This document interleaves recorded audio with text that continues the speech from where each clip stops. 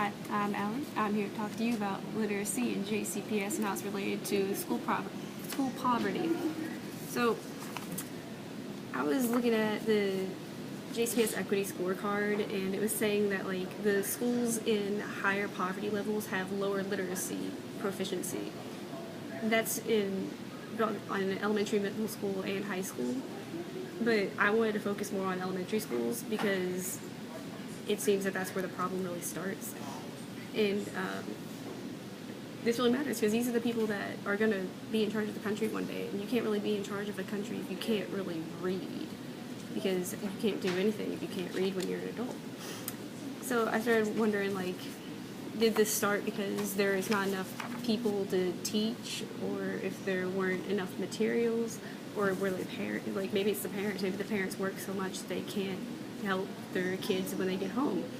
But then I kind of figured maybe it's both, that there's not enough people there to teach, and there's also not enough materials.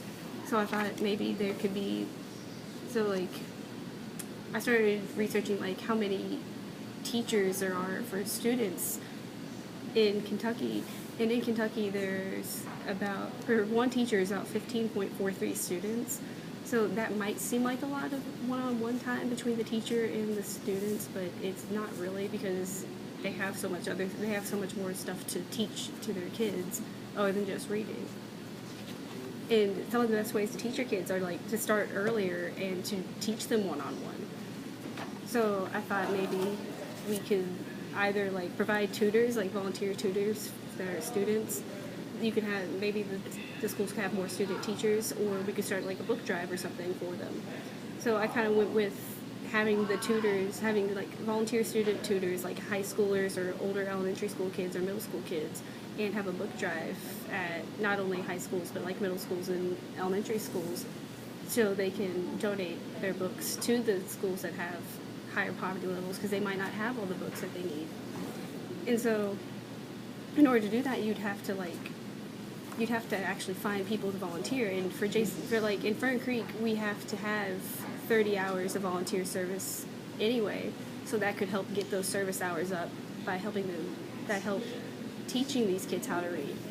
So that could be one of the solutions. And we could also start like a book drive, but that would require you to go out and find the schools that actually need the materials, which shouldn't be too hard. You just have to find the schools in the highest poverty, and then actually ask them like, hey, do you need books? And then the way you could do that is just like get a bunch of boxes, which are relatively cheap, and just donate whatever books that the students don't use anymore to these schools. And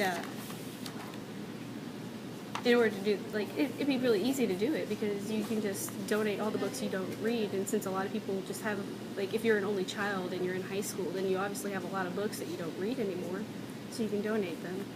And maybe we can spread the book drive to other schools, and you might even be able to find tutors from other schools to help, because it's not just Fern Creek students that could help. It could be students that actually live near those schools. So yeah, that was my action plan for helping people in low and like high poverty levels with their literacy, because hopefully if you start in elementary school and you can get those kids to read, you can spread it throughout the rest of them, because when they get older they'll know how to read, so they can spread their high proficiency to high school.